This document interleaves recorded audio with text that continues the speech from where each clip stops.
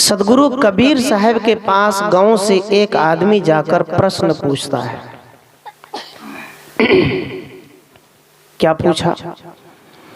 कहे कबीर साहब, आप संतों में सम्राट है, आप सबसे बड़े संतों में राजा है, आपके पास तो अधिक ज्ञान होगा, हमें बताने की कृपा करें। पूछा, इस संसार में मनुष्य को दुख कौन देता है और मनुष्य संसार में भटकता क्यों है? मनुष्य के घर में अपार धन दौलत होने के बाद भी जीवन में सुख चैन शांति क्यों नहीं है? क्यों दुखी है आदमी? हमें इसका उत्तर चाहिए। तो कबीर साहब ने दोहा के माध्यम से कहा, संगत से सुख उपजय, कुसंगत से दुख होए। कहें कबीर तहां जाइए जहां अपनी संगत होए। कबीर साहब ने कहा, दो संग है, एक अच्छा संग है, एक बुरा संग है। एक संग से आदमी को सुख मिलता है और एक संग से आदमी को दुख मिलता है। तो कहा कहां जाना चाहिए? तहां जाइए जहां अपनी संगत होए। कबीर साहब ने कहा, यदि तुमने बीड़ी पीने की आदत लगाई है तो जो आदमी बीड़ी पीता है उसके पास तुम्हें बैठना पड़ेगा। वहां क्या मिलेगा? बीड़ी का सुख मिलेगा। मिलेगा कि नहीं? बीड़ी का सुख, वो बीड़ी देगा, वो पिएगा, कुछ देर के लिए मगन हो जाएगा, चलो मस्त है, थोड़ा सा काम कर लेगा। उसके बाद क्या होगा? तब कहते हैं, यदि तुम्हें गांजा पीने की आदत है, जो आदमी गांजा पीता है, जहां मिलता है, जो काट के हुक्का चिलम बनाता है, उसके पास तुम्हें जाकर बैठना पड़ेगा, शाम में, सुबह में, दोपहर में। तो 3 टाइम तुमको गांजा मिलेगा। तो वहां गांजा पीने से तुमको 1 घंटा तुम कोदार जोड़ झाड़ से चलाओगे खेत में, मस्त रहोगे, कोई चिंता नहीं। वहां गांजा का सुख मिलेगा। कबीर साहब गिनती करा रहे हैं। कहते हैं, यदि तुम्हें शराब पीने की आदत है तो जो पीता है उसके पास जाकर बैठना पड़ेगा, वहां तुमको गांजा और शराब का सुख मिलेगा। सब गिनती करा दिया। कहा, जो चुगली करता है उसके पास बैठोगे तो वो ज्ञान मिलेगा चुगली का। जो गाली गलौज करता है उसके पास बैठोगे तो गाली गलौज का ज्ञान मिलेगा। पूरे संसार में गिनती करा दिया। तब कबीर साहब ने कहा बेटा, यहां ऐसा ऐसा सुख मिलेगा तुमको, लेकिन मेरी एक बात और सुनो। कहे कबीर तहां जाइए, वहां पर जाओ एक ऐसा सुख के लिए जहां अपनी संगत होए। कबीर साहब कहते हैं, एक ऐसे सज्जन व्यक्ति के संग करो, एक ऐसे व्यक्ति के पास बैठो, वो सुख मिलेगा। तो वो सुख तुमसे कभी दूर नहीं होगा। वो है संस्कार, भक्ति, ज्ञान, सत्संग, वैराग। ये सुख है, शांति सुख। एक चोर साधु के संग में चला गया। तो साधु जब गाड़ी से उतरे तो उसको प्रणाम बंदगी सब करने लग गया। तो चोर जो है साधु के संग में था, तो घर के लोगों ने चोर का भी प्रणाम करना शुरू कर दिया। चोर कहता है, अरे वाह, इतना मौज है साधु के संग में, इतना बढ़िया। अब मतलब वो चोर जो है साधु के संग में आके उसका भी जीवन बदल गया।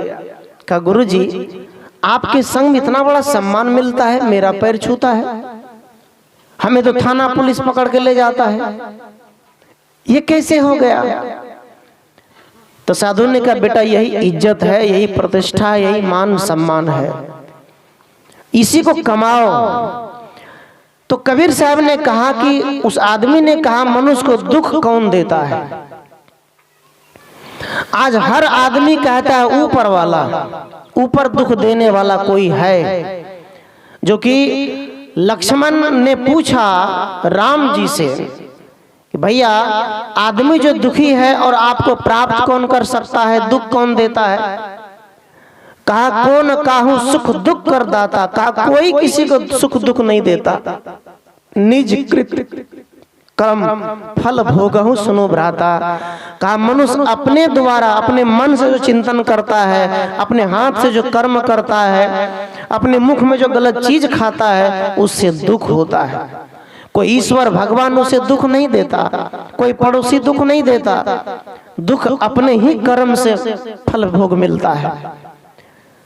तो आदमी भटकता कब है, क्यों भटकता है? कबीर साहब कहते हैं आदमी को दुनिया का सब ज्ञान है, किंतु सत्संग आत्मा का ज्ञान नहीं होने के कारण, भक्ति का ज्ञान नहीं होने के कारण, प्रणाम बंदगी करने का ज्ञान नहीं है, माता पिता के आदर करने का ज्ञान नहीं है, पति पत्नी में प्रेम से रहने का ज्ञान नहीं है, खाने पीने का ज्ञान नहीं है। जब देखो तब मुर्गा मछली अंडा की बस भोजन चढ़ा देता है, फ्री में खा लेते हैं। तो कबीर साहब कहते जैसा तुम भोजन खाओगे वैसा तुम्हारा मन हो जाएगा, जैसी पानी पियोगे वैसी तुम्हारी वाणी हो जाएगी। तुमको सुख कैसे मिलेगा? एक साधु को लोग 50 रुपए देता है, यहाँ देख रहे किसी भाई ने वो दान देकर गया है, ये रखा है। अब ये पैसा से क्या साधु बीड़ी सिगरेट खरीदेगा? क्या नहीं खरीदेगा। एक साधु ट्रेन में जाता है, 50 रुपए उसका रखले रह जाता है। एक लड़का जब कोई दिल्ली पंजाब जाता है 250-300 पुड़िया खा जाता है। सुख कहाँ मिलेगा? साधु के पास कोई खेती नहीं है, साधु के पास गाड़ी है, वो आप लोगों की पैसा है, कोई हमारी पैसा नहीं है। हमारे कोई घर का नहीं है, आपका है। हमने उसे सेटिंग करके लगा दिया, सही से खर्च किया, कपड़े लिया, मोबाइल लिया, हारमोनियम लिया, चप्पल जूता मोजा लिया। आपने शराब में लगा दिया, गांजा में लगा दिया। सुख कहाँ मिलेगा? सुख दुख कौन देता है? ना तो भगवान देता, ना ईश्वर देता है। सुख दुख की निर्माता आप स्वयं हैं, कोई दूसरा नहीं है। हम क्या कहते हैं ऊपर वाला क्या करेगा, भगवान ऊपर वाला हमको कब देखेगा। एक आदमी के घर में चोर घुस गया। चोर जब गया तो चोर चोरी करने के लिए सोचा, तो देखा कि घर में तो अकेली बूढ़ी माता है। बूढ़ी माता है घर में गया तो दूध मिल गया, चावल चीनी सब मिल गया। चोर ने सोचा चलो खीर बना लेते हैं पहले, बुढ़िया तो अकेले है, हल्ला कब करेगी। खीर बना के आराम से खाते हैं, तब चोरी करेंगे। बुढ़िया का बेटा सब विदेश में था, पैसे वाली थी। चोर जब घर गया, चोरी की से पहले खीर बनाया, तो बूढ़ी माता मुंह खोल के सो रही थी। किसी का मुंह खुल जाता है ना। तो चोर जब खीर तैयार हो गया तो चोर सोचता है अरे चोरी तो बुढ़िया का करेंगे, खीर भी दही दूध सब इसी का है, इसलिए खीर तो बन गया है। एक काम करो, एक करछुल एक डब्बू खीर बुढ़िया के मुंह में डाल दो, गरम गरम खीर। और जल्दी जल्दी में था चोर। बूढ़ी माता मुंह खोल के सो रही थी, एक डब्बू गरम गरम खीर पहले निकाल के बुढ़िया के मुंह में ढार दिया। बुढ़िया तो पक गई, हड़बड़ा के उठे, वो करते रह गई, चिल्लाई जोर से, छटपटाए। अब क्या करे, बूढ़ी माता हल्ला किया, पड़ोसी के लोग दौड़े आए, पड़ोसी के लोग आए दौड़कर, क्या हुआ माता क्या हुआ। तो बूढ़ी माता कहते बेटा हम न जाने ऊपर वाला जाने, हम न जाने ऊपर वाला जाने। ये कहती थी ऊपर वाला जाने। क्या हुआ, दो चोर छत के ऊपर चढ़ गया और दो चोर उसके चौकी के नीचे घुस गया। तो जो चोर था छत पे, तो बुढ़िया जो बोलती थी हम न जाने ऊपर वाला जाने, तो दोनों चोर सोचता था कि बुढ़िया हमको देख लिया तब न कैसे ऊपर वाला जाने। तो चोर को गुस्सा आ गया। चोर कहता है हम तो पकड़िए जाएंगे, आई दोनों निचवा में जो बैठल है चौकी तर वो न जाने। चोर कहता है अब क्या करें, हम ही दोनों पकड़ा जाएंगे, वो दोनों बच जाएगा। चोर भी आपस में सोचा सब पकड़ा जाएंगे, वो क्यों बचेगा। जब 3-4 बार कहा बूढ़ी माता के ऊपर वाला जाने बेटा ऊपर वाला जाने, ऊपर में दो चोर बैठा तो उसको गुस्सा आ गया, फान के नीचे आ गया। कहे बुढ़िया सब हम ही दोनों जानवर नीचे हम जो बैठल छो, वो नहीं जाने तोरा चौकी तोर में घुसल छो, वो तो जानते, वो चोरी कल के ना पता पकड़ा गया, चारों पकड़ा गया। ना बुढ़िया जानती थी ना गाँव वाले जानते थे ये चोर है, चोर अपना ही भेद खोल करके पकड़ा गया, फंस गया, पकड़ के ले गया, मार पीट किया, पिटाई किया। पता चला चोरवा बुढ़िया के मुंह में खीर दे दिया था। भेद कैसे खुला? दंड कौन दिया? नीचे वाला, ऊपर वाला नहीं। हम उंगली ऊपर कर देते हैं, बारिश ज्यादा हो गया तो ऊपर वाला, कम हो गया तो ऊपर वाला, कभी धूप कभी गर्मी तो ऊपर वाला, सब गाली गलौज ऊपरे वाला को। सज्जनों, प्राकृतिक नियम है, वो अपने नियम से चलता है। मनुष्य को दुख कोई दूसरा नहीं देता है, आपको ही दुख अपने कर्म से मिलता है, ये दुख देता है। आज भी लोग अपने मन शांति के लिए, घर शांति के लिए, परिवार शांति के लिए काशी बनारस जाता है, तीर्थ में जाता है। कोई मर जाए तो उसको जलाने के लिए काशी में लकड़ी, चंदन की लकड़ी में जलाता है, जलाते कि नहीं? वहां जलाता है किसके लिए? मुक्ति के लिए, शांति के लिए, सुख के लिए। किंतु ऐसा होता नहीं है। याद रखना, आदमी को चंदन के लकड़ी में जला दो, चाहे उसके मरने पर राम नाम सत्य लिख दो, कागज में लिख दो, 1000 बार बोल दो, जब आदमी जीवन में सत्संग ही नहीं किया, भक्ति ही नहीं किया, तो राम नाम लिखने से क्या होगा? काशी में नहाने से क्या होगा? गंगा में नहाने से क्या होगा? कहीं नहाने से फायदा नहीं है। जाओ, कहाँ नहाओगे? कहीं नहीं, पाप नहीं कटता। आजकल हिंदू धर्म में विधान है पाप काटने का, काटने के, जैसे कोई रस्सी काट दी, लकड़ी काट दी, ये काटने की विधान है। कटता कुछ नहीं है। सज्जनों, मान लीजिए कि एक ड्राम है, उसमें गेहूं है और ऊपर से बालू भर दिए, तो ड्राम की ढक्कन खोलेंगे तो उसमें से गेहूं पहले निकलेगा, तब तो बालू आएगा।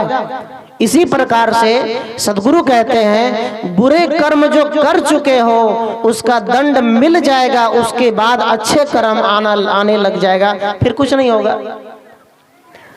उंगली माल डाकू आप लोगों ने नाम सुना होगा, क्योंकि ये सत्संग सभा है। ये माताओं की देवता बहुत अनेक प्रकार के होते हैं। ये सत्संग सभा है, कबीर मंच है। सत्संग सभा में संतों की बात कही जाती है। भगवान गौतम बुद्ध, स्वामी दयानंद सरस्वती, संत रविदास, संत कबीर साहब, बाबा महर्षि में ही बहुत से संत हुए, बाबा नानक देव हुए। ये संत की नाम हमारे बहन बेटियां कोई नहीं जानते हैं। इसमें बहुत से विद्यार्थी बैठे हैं, उसमें इस संत का नाम नहीं जानते हैं। पूछिए, पता नहीं चलेगा। कबीर साहब को जानते? नहीं जानते। कौन है? नहीं जानते। किसका नाम जानते हैं? 4 हाथ 10 हाथ वाली का नाम जानते हैं, जिसका इतिहास नहीं है उसका नाम जानते हैं। ये माता लोग नहीं जानते। जिन्होंने अधिकार दिया, बाबा साहब अम्बेडकर के नाम जानते हैं तो नहीं जानते हैं। जिन्होंने अधिकार दिया, आप नौकरी करते हैं, आप पढ़ाई करते हैं, किसके बदौलत? इन सभी महापुरुषों के कारण। जिसने संतों की पूजा नहीं किया, संतों को घर में नहीं बुलाया, उसका काल जाल कभी खत्म नहीं हो सकता, भरम जाल कभी दूर नहीं हो सकता, सब दिन लगा रहेगा।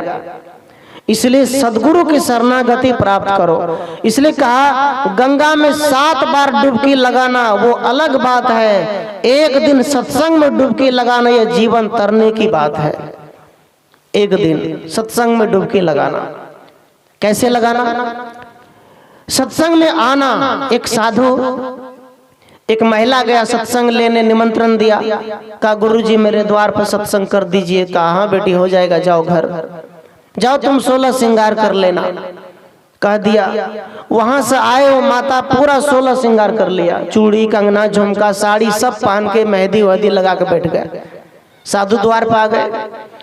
साधु जब द्वार पर आ गए तो देखा न द्वार साफ, न आंगन साफ, न कॉल साफ, न चूल्ही खपरी कुछ साफ, न बाजा न टेंट कुछ नहीं। कहा बेटी तूने निमंत्रण दिया तो सत्संग कहाँ करोगी? पंडाल सत्संग कहाँ है? कहा गुरुजी आपने कहा 16 श्रृंगार करने के लिए तो मैं तो कर लिया। तो 16 श्रृंगार है मेरा, देखिए कितना सज धज के खड़ी हूं। साधु ने कहा ये संस्कार मैंने नहीं कहा, ये 16 श्रृंगार नहीं कहा मैं। हिंदू धर्म में 16 संस्कार माने जाते हैं। मुंडन संस्कार, बरही संस्कार, तेरही संस्कार, श्राद्ध कर्म, पिंड दान, हवन, तर्पण, ये सब बच्चे का अन्नप्राश, बच्चा जब पेट में रहता है तब भी पूजा पाठ, जन्म लिया तब भी पूजा पाठ कराते हैं कि नहीं?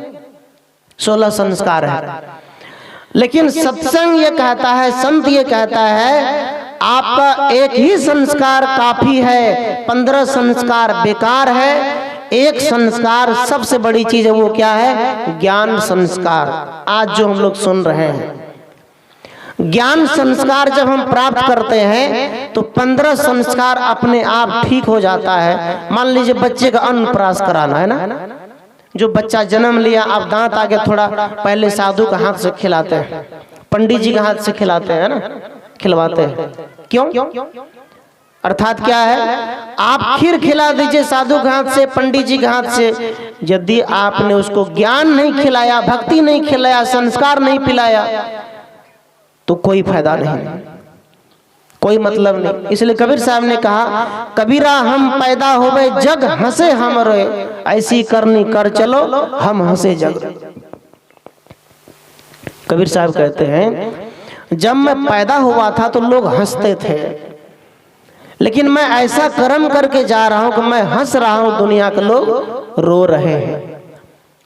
रोना मतलब याद रखना, बच्चों को अच्छी संस्कार नहीं देंगे आप तो वो बच्चा किसी का मोबाइल चुराएगा, किसी का साइकिल चुराएगा, किसी का पैसा चुराएगा, किसी का सामान चुरा लेगा, तो वो आगे आपके द्वार पर प्रचारने आएगा तो वो क्या होगा? आपको रुलाएगा, आपको दुख देगा, आपको परेशान करेगा, करेगा कि नहीं? इसलिए सज्जनों, भक्ति संस्कार सबसे बड़ी चीज है। ये आप अपने बच्चों को घुट करके पिलाओ। कैसे पिलाओ? एक बार की बात, सत्संग जब हम नहीं सुनते हैं, जब ज्ञान को नहीं पीते हैं तो क्या क्या होता है मनुष्य के जीवन में, एक उदाहरण से समझते हैं। एक बार की बात, 4 दोस्त था, स्कूल वाला विद्यार्थी, 15-15 साल का लड़का था, स्कूल चला गया। स्कूल गया तो चारों लड़का में आते समय एक दिन विचार करता है। एक डॉक्टर का बेटा था, एक इंजीनियर का बेटा था, एक वकील का बेटा था, एक शराबी का बेटा था, 4। एक लड़का कहता है, दोस्त एक बात बताओ, अगर हम पढ़ेंगे तो पढ़ने के बाद क्या बनेंगे? वो कहता है हम क्या बनेंगे? तो एक लड़का कहता है देखो मेरे पिताजी डॉक्टर है, मैं जब पढ़ूंगा तो मैं डॉक्टर बनूंगा, क्योंकि मेरे पिताजी डॉक्टर है। मेरे घर में दवाई है, मेरे पिताजी दवाई निकालते, हम भी जानते हैं कोई कोई दवाई देने के लिए, तो हम डॉक्टर बनेंगे। एक ने कहा तुम? कहा हम इंजीनियर बनेंगे, मेरे पिताजी इंजीनियर है, बहुत बड़ा इंजीनियर है। कहा अच्छा। फिर कहा एक से तुम क्या बनोगे? कहा मेरे पिताजी वकील हैं, वकालत करते हैं। 3 लड़का ने पूछ लिया क्या बनोगे? अब चौथा लड़का कुछ नहीं बोल रहा है। उससे कहा तुम क्या बनोगे, तुम बताओ। कहा दोस्त हम कल बताएंगे। कहा क्यों? आज हम सब बता दिए, तुम भी आज बता दो। नहीं दोस्त हम कल बताएंगे, कल घर से आएंगे तब हम आपको बताएंगे हम क्या बनेंगे। कहा ठीक है जाओ। चला गया, घर गया, पिता से कहता है पिताजी हम स्कूल नहीं जाएंगे। कहा क्यों? स्कूल क्यों नहीं जाओगे? कहा मेरे जीवन में बड़ा संकट आ गया है, या तो आप उसका समाधान कर दीजिए या तो मुझे स्कूल से रोक दीजिए। कहा क्यों नहीं जाओगे, क्या हुआ बताओ तो कारण। कहा पिताजी मेरे स्कूल में 4 मित्र हैं, एक का पिता डॉक्टर है वो डॉक्टर बनेगा, एक के पिता वकील है वो वकील बनेगा, एक के पिता इंजीनियर है वो इंजीनियर बनेगा। तो बाप ने कहा तू क्या कहा? कहा मैं क्या कहूंगा, आप तो शराबी हैं, तो मैं क्या कहूं शराबी बनूं? आप शराबी हैं तो मेरा मुंह रुक गया, मैं अपने बाप के नाम बदनाम कैसे करूं? यदि मैं बोलता कि मेरा बाप शराब पीता है तो मैं शराबी बनूंगा, तो फिर आपके नाक कट जाते पिताजी। मैंने आपकी इज्जत बचा ली। अब या तो मुझे स्कूल से रोक दीजिए या तो मुझे इस बोतल पकड़ा दीजिए, दोनों बाप बेटा मिलकर पिएंगे। मैं पैक लगाऊंगा, आप गिलास उठाइए, हम भी उठाएंगे, दोनों पी जाएंगे, स्कूल की छुट्टी हो जाएगी। क्या करेंगे स्कूल जाके? आपका नाम भी खराब नहीं होगा। पिता को ये बात की चोट लग गई। पिता ने ये बात को सोच करके बहुत बड़ा उसको सदमा पहुंच गया, चोट लग गया कि मेरा बेटा क्या बोल रहा है। मेरे एक कर्म से, मेरे एक पीने से यदि मेरे बच्चे का जीवन खराब हो रहा है तो आज से हम इस बोतल को फेंक रहे हैं। और बेटे से कहा, बेटा जाओ तुम घर, आज तुम स्कूल जाओ, अपने मित्र से, दोस्त से कहना है दोस्त तुम डॉक्टर बनोगे, इंजीनियर बनोगे, वकील बनोगे, लेकिन मेरे पिता ने कहा बेटा तुम कुछ मत बनना, सबसे पहले अच्छा इंसान बनना, तब तुम डॉक्टर बनना, क्योंकि डॉक्टर बनोगे जब इसमें इंसानियत नहीं होगा तो क्या होगा बताओ। वो कहा, किसने कहा? बच्चे ने। पिता ने कहा तुम इंसान बनना, और उसी दिन से वो पिताजी बोतल भी फेंक दिए। अब बच्चे की जिंदगी बचा ली, बच्चे को होश में ला लिया और बच्चे को एक ऐसा इंसान बना दिया, उसको बढ़िया से बढ़िया पद पे पहुंचा दिया। कौन? पिता ने। किसने बदल दी? एक बच्चे ने पिता को सुधार दिया, जीवन बदल दिया। सज्जनों याद रखना, आपके एक कर्म बच्चे को बिगाड़ सकता है। सदगुरु कबीर कहते पहले जन्म पुत्र का भइयो बाप जन्मिया पाछे। हर आदमी पहले पुत्र के रूप में जन्म लेता है। आप जानते हैं पहले पुत्र का जन्म है पिता के। बोलिए तो क्या कर रहे हैं? हाथ उठाओ। पहले ककर जन्म मुझे पिता के कि पुत्र के? नहीं, पुत्र का जन्म होता है। कहिए क्यों? क्योंकि पिता भी पहले पुत्र के रूप में ही जन्म लेकर 25 वर्ष के बाद पिता बनता है। पहले पुत्र पैदा होता है अपने माँ से, फिर वो बच्चा बढ़ता है, शादी होती तब पिता बनता है। तो सदगुरु कहते हैं हर आदमी अपने अपने पुत्र को संस्कारित करो, पुत्र को समझाओ। दादी है उसको सिखाओ, चलो बेटा दादी की साड़ी साफ कर दो। पोती को बोलो साड़ी साफ कर दो। दादा का धोती साफ कर दो, चलो दादा को प्रणाम कर लो, मम्मी को प्रणाम कर लो, जाओ बेटा थोड़ा दिया जला लो, वैसे घर में सांस दे दो, पूजा कर लो, थोड़ा चंदन लगा लो। ये सारी ज्ञान देने से बच्चों में संस्कार आता है कि हम अच्छा काम करेंगे, बुरा नहीं करेंगे।